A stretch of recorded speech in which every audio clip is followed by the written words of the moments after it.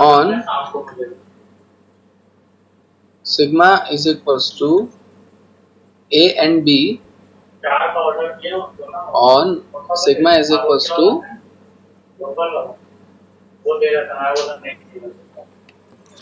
A and B and accepts the language L is equals to A raised to the power n and B, A raised to the power n and B, such that n is greater than 0. n is greater than 0. ठीक है, इसके लिए आप लोग DFA बनाकर मुझे बताइए। बेटा मेरी आवाज आ रही है सब तक? से यस और नो, वर्बली यस बोलिए प्लीज, रिटर्न में नहीं। Yes sir. क्वेश्चन और स्क्रीन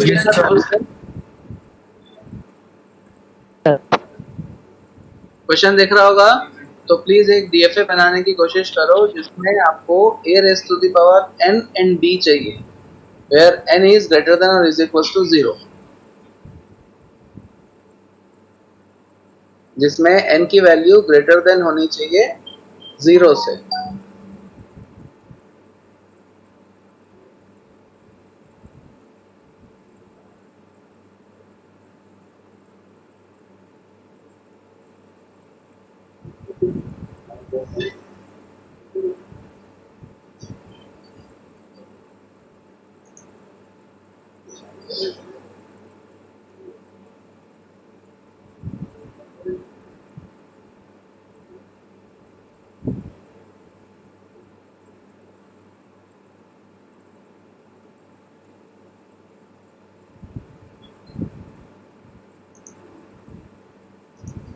ठीक है, तो देखिए इस टाइप के प्रॉब्लम्स को कैसे सॉल्व किया जाता है मैं आपको बता रहा हूँ, ध्यान दीजिएगा। सबसे पहले आपको दिख रहा होगा a raise to the power n and b करके आपको जनरेट करना, मतलब अगर आपका मल्टीपल एज हैं, अगर आपके इस लैंग्वेज में, इस लैंग्वेज के जरिए जो स्ट्रिंग आप लोग, जो वर्ड आप लोग कंस्ट्रक्ट करने वाले हो, उसमें अगर मल्टीपल नंबर ऑफ एज रहेंगे उसके बाद एक b फॉलो होना चाहिए। ठीक है, तो इसमें सिग्मा आपका मेंशन्ड है क्वेश्चन में a एंड b। ठीक है, now assume the DFA m is equals to q sigma delta q0 and f। ठीक है, DFA m is equals to q sigma delta q0 and f, right. अब इसको अगर मैं थोड़ा सा एक्सप्लोर करने की कोशिश करूं, अगर मैं for n is equals to 1 assume करता हूं, ठीक है, for n is equals to 1, then string जो बनेगा या जो वर्ड बनेगा या जो पहला लैंग्वेज इस पर्टिकुलर डीएफए के लिए जो बनेगा वो कैसा बनेगा, a फॉलोड बाय b। ठीक है, अगर n की वैल्यू 1 होती है तो।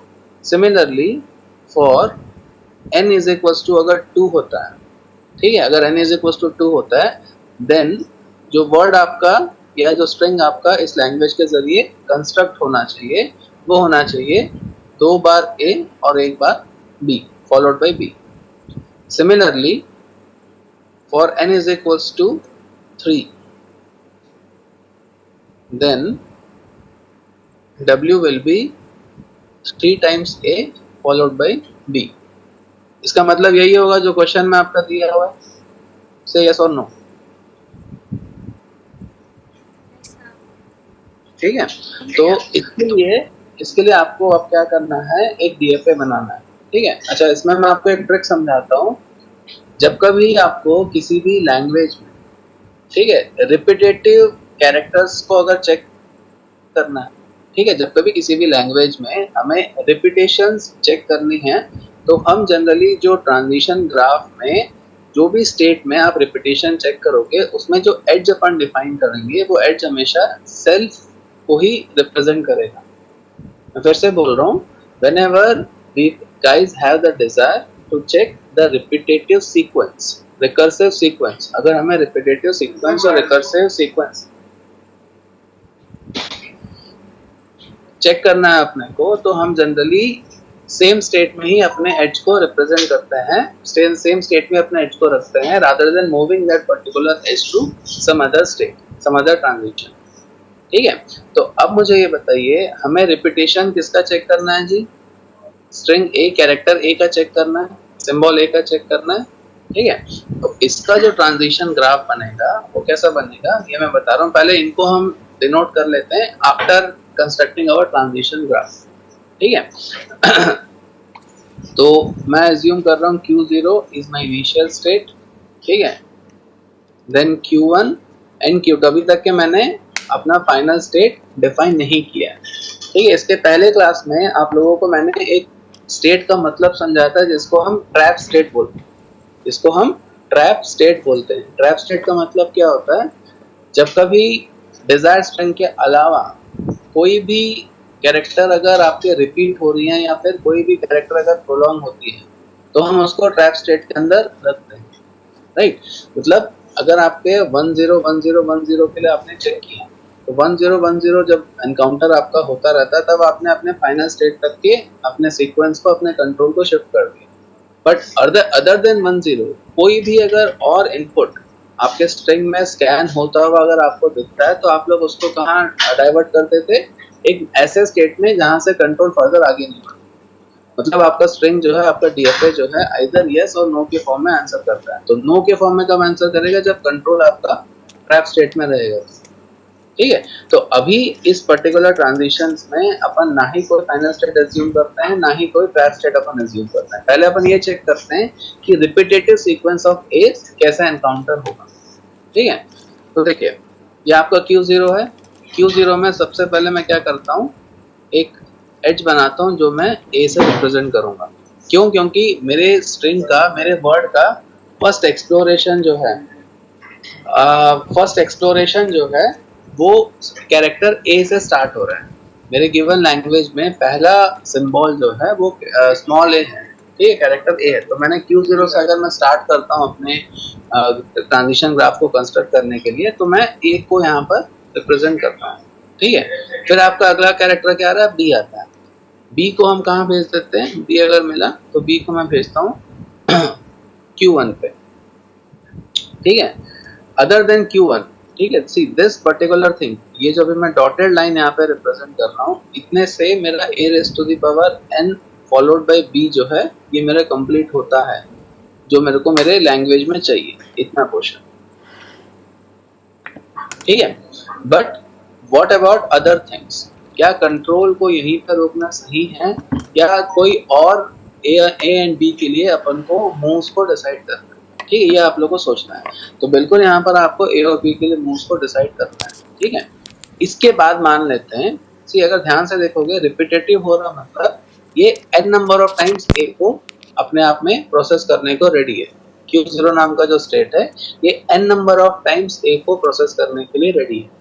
ठीक है, ये जनरली अपन यूज करते हैं सिंबल x अगर मैं यहाँ पे लिखता हूँ, this is for n number of times to stay the control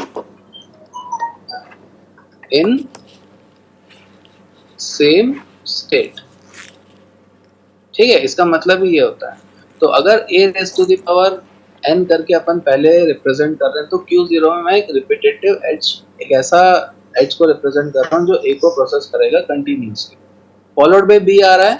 तो अगर मैं इसको अपना फाइनल स्टेट एज्यूम करता हूँ तो इतने पोर्शन से मेरा लैंग्वेज जो है वो एक्सेप्ट हो रहा है, बट अदर पॉसिबिलिटीज अभी आपके डिराइव नहीं हुई, अदर पॉसिबिलिटीज आपकी अभी डिराइव नहीं हुई। ठीक है, तो Q1 में जब आप रहोगे, इसके बाद अगर फर्दर आपका चाहे A मिले या चाहे B मिले, आपको कहां पर अपने कंट्रोल को शिफ्ट करना है? Trap state Q2। And Q2 में भी अगर आपका अदर देन A या B मिलता है तो कंट्रोल आपका कहाँ रहेगा? Q2 में ही रहेगा। कहने का मतलब ये है, अगर आपका सीक्वेंस मान लीजिए ऐसा कुछ दे रहा है, A B then A something, ठीक है। तो ये पर्टिकुलर सीक्वेंस जो है ये आपका गिवन लैंग्वेज में एक्सेप्ट नहीं होगा। क्यों नहीं होगा? बिकॉज आपने जो डीएफए बनाया है अभी वो सिर्फ a raise to the power n b के लिए बनाया है, where n is greater than 0, ठीक है। तो a raise to the power n and b के लिए तो आपका ये जो डॉटेड बॉक्स है ये तो रिप्रेजेंट करना है, ठीक है। लेकिन आपका इनपुट सीक्वेंस क्या दिया है अभी? जो एग्जांपल अपन मान के चल रहे हैं वो triple time 3 bar a followed by b and double a भी, मतलब आपका इनपुट यहाँ तक के रेस्ट्रिक्ट नहीं हुआ, उसमें और भी स्ट्रिंग्स अवेलेबल है जिसके लिए आपको मूव्स डिसाइड करनी है, ठीक है।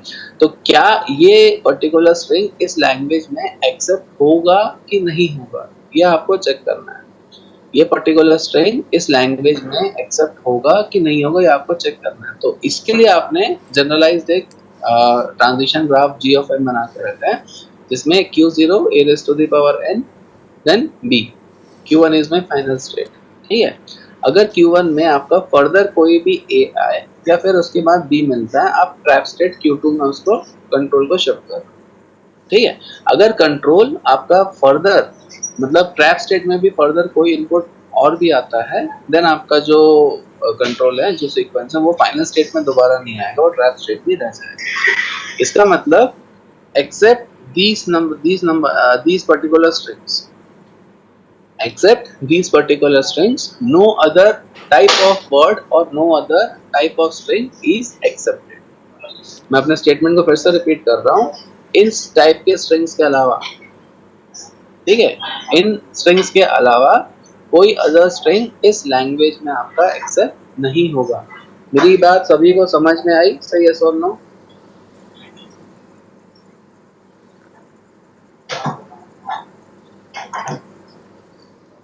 बेटा मेरी बात सभी तक पहुंच रही है? सभी को समझ में आई कि नहीं आई?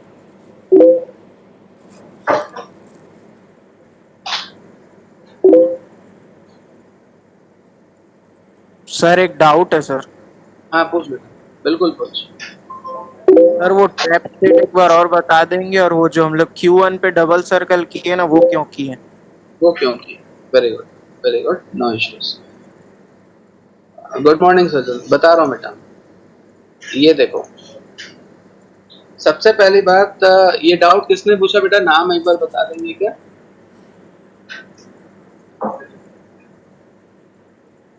बेटा डाउट किसका था? प्लीज नाम बताओ एक बार। अतुल तंबोली। हाँ अतुल। अतुल देखो, सबसे पहली बात, ये जो तुमको यहाँ पे ट्रांजिशन दिख रहा है, सबसे पहले इसको ध्यान, ये जो मैं यहाँ पे बना रहा हूँ, ठीक है।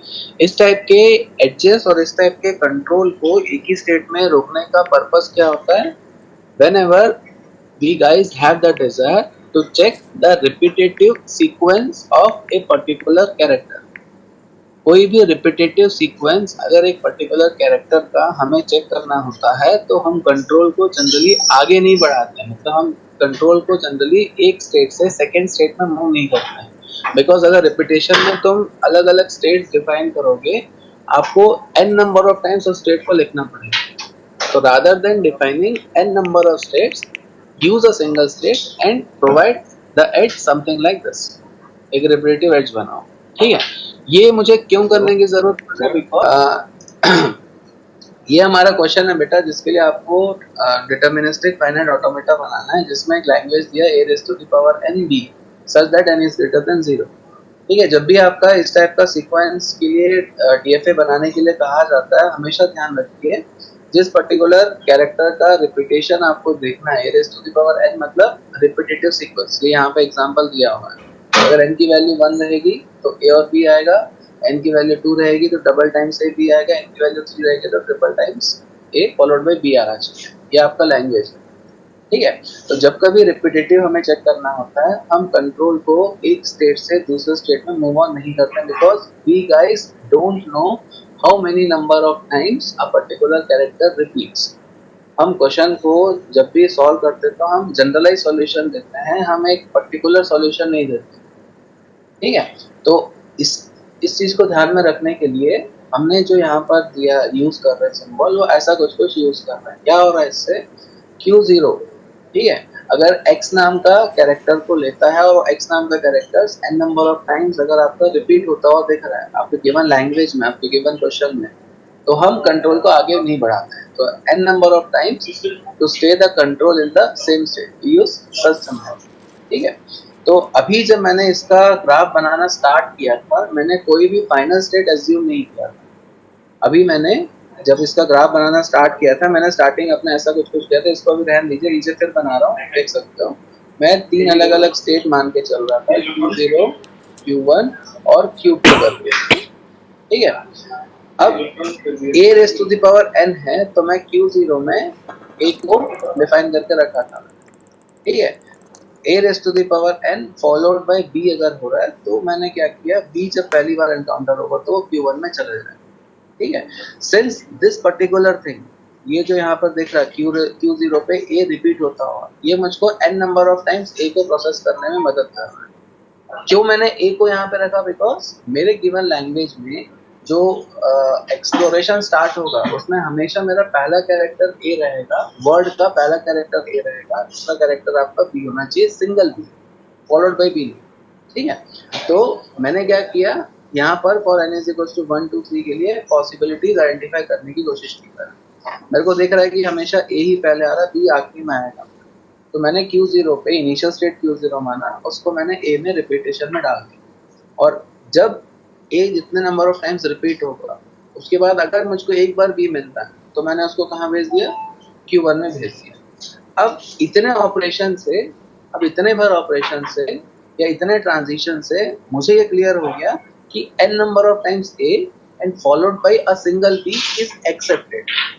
n number of times a followed by a single b is accepted with these particular number of moves.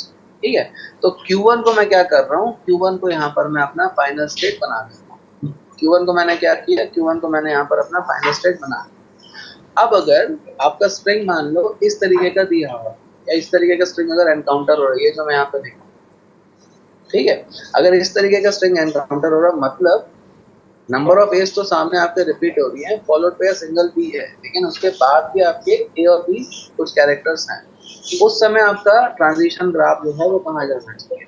Since control अभी Q1 पे आ चुका है, ये आप लोग ने एज्यूम किया अभी, ठीक है, तो इसमें अगर आपका फर्दर ए और बी कुछ भी आता है तो आप क्या कीजिए, ट्रैप स्टेट Q2 में उनको भेज दो, ट्रैप स्टेट Q2 में भेज दो, और Q2 में भी फर्दर अगर कोई ए और बी आपका आता है तो उसको कंट्रोल को आगे और बढ़ाने की जरूरत नहीं है, उसके लिए भी आप कंट्रोल को Q2 में ही रखिए।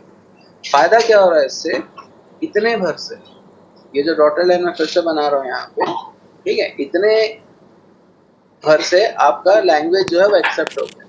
ठीक है, एंड दिस पर्टिकुलर थिंग, ये जो स्ट्रेट लाइन से मैंने रिप्रेजेंट किया है, ठीक है, this particular move is for other possibilities. ठीक है, तो आपको डीएफए बनाना मतलब you have to accept this language either yes, either successfully और अनसक्सेसफुली, दो फॉर्म में आपको एक्सेप्ट करना है।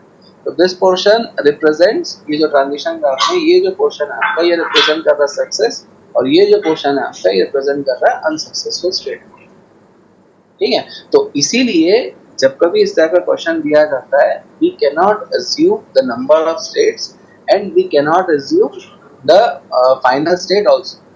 ठीक है, based on the accepting sequence, based on the accepting sequence हम क्या करेंगे, जैसे हमारा स्ट्रिंग, जैसे हमारा लैंग्वेज एक्सेप्ट होता हुआ दिख रहा है, हम क्या करेंगे बेटा, हम उसको उस जगह पर फाइनल स्टेट और इनिशियल स्टेट एज्यूम करेंगे। अच्छा, इनिशियल स्टेट आप एज्यूम कर सकते हो Q0 से, बिकॉज ऑलवेज अपन Q0 को बाय डिफॉल्ट एज्यूम करके चलते हैं कि हमारा इनिशियल स्टेट है। ठीक है, क्योंकि आपके क्वेश्चन में भी आपने एज्यूम किया कि Q0 जो रहेगा वो मेरा इनिशियल स्टेट रहेगा जो डीएफए में बना हुआ। ठीक है, तो ये बात सभी को समझ, इसी में आपका क्या होता है जी, एक और रिप्रेजेंटेशन होता है आपके डीएफए का।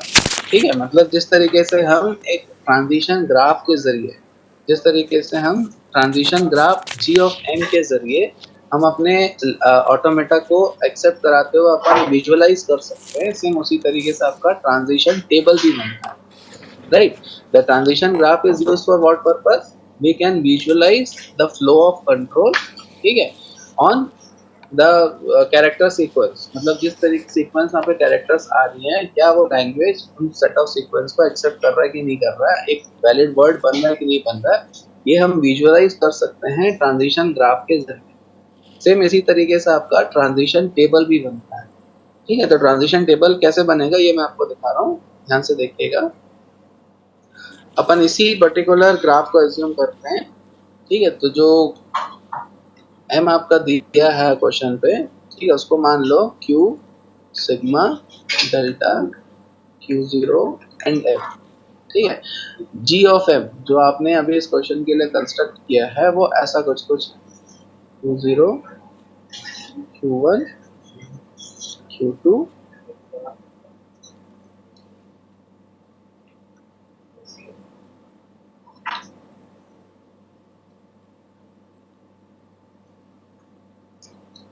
ठीक है, ये हो गया आपका ट्रांजिशन ग्राफ।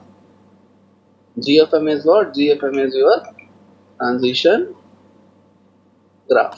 ठीक है, अगर इसी का मुझे ट्रांजिशन टेबल बनाना है, इसी का अगर मुझको ट्रांजिशन टेबल बनाना है तो वो कैसे बनेगा ये मैं आपको बता रहा हूँ। The general form of creating any transition table is something look like this.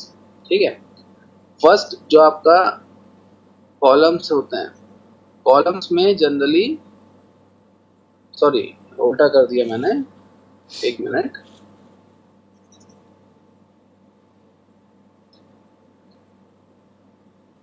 जो आपके रोज होते हैं, ठीक है, एंड कॉलम जो होते हैं, ठीक है, रोज में जनरली आपके आता है ऑल ट्रांजिशन स्टेट्स, रोज में आते हैं आपके all transition states, and columns में आते हैं सेट ऑफ इनपुट सिंबल्स। मतलब यहाँ पे जो आपका कैरेक्टर्स दिखेगा वो सिग्मा से बिलोंग करेगा कॉलम में, एंड रोज में जितने नंबर ऑफ ट्रांजिशन स्टेट्स दिखेंगे वो बिलोंग करेंगे क्यू से। मतलब यहाँ पे all transition state must be belongs to the given set Q and set of input symbols must belongs from sigma. ठीक है, तो इसका जो ट्रांजिशन टेबल बनेगा इस पर्टिकुलर स्टेट ग्राफ का, ट्रांजिशन ग्राफ का, वो कैसा बनेगा देखिए। कितने नंबर ऑफ स्टेट्स हैं बेटा आपके, Q0 है, Q1 है और Q2 है। कितने सेट ऑफ इनपुट सिंबल्स हैं आपके, A और B। Q0 में अगर A इनपुट आता है, Q0 में अगर A इनपुट आ रहा है तो ट्रांजिशन कंट्रोल जो है वो कहाँ जा रहा है, Q0 में रह रहा है। Q0 में अगर आपका B एनकाउंटर होता है तो ये कहाँ जा रहा है, Q1 पे मूव कर रहा है। सिमिलरली Q1 की अगर मैं बात करता हूँ, चाहे मुझको A मिले या चाहे मुझको B मिले, कंट्रोल किस जगह पे जा रहा है, Q2 में मूव ऑन कर रहा है। सिमिलरली Q2 में भी अगर आपका A और B दोनों आते हैं तो ये जो है ये Q2 में अपने आप को रखा है। तो this is your transition table, इसको हम ट्रांजिशन टेबल बोलते हैं।